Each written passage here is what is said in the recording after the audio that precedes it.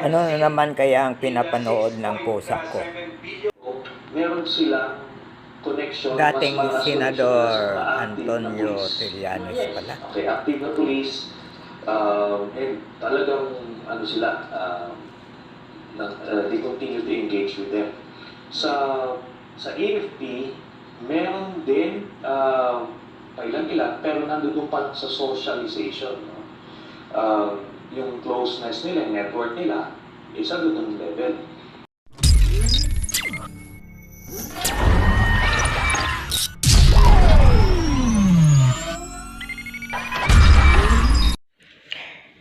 Mga kababayan, ang sabi ni Trillanes ay ang nagpaplano raw na magkudita ay si dating President Rodrigo Roa Duterte, at ang malakas daw ay siya na yung mga doon sa pulis, sa PNP.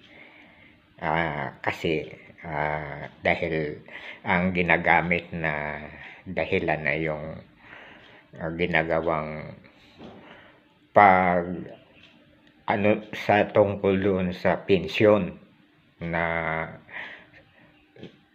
kailangan ay bawasan o inaayos, kasi kung hindi malulugi ang Pilipinas sa laki ng pinipensyon na mga uniform personnel ng gobyerno. Mga pulis nga ay babawa, yun ang ginagamit na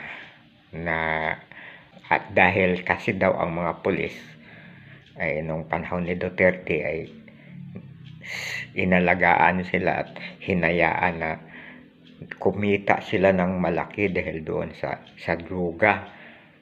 Imbes na yung drug on war daw, kalahati daw ng mga pulis ay naging involved sa drugs, na nung sa ngayon ay hindi na pwede yon dahil binago na ng kasalukuyang administration yung patakaran. Kaya nga may mga nakasuhan na yung mga bilyon na mga nahuli na mga droga na mga pulis pala ang nagko-control.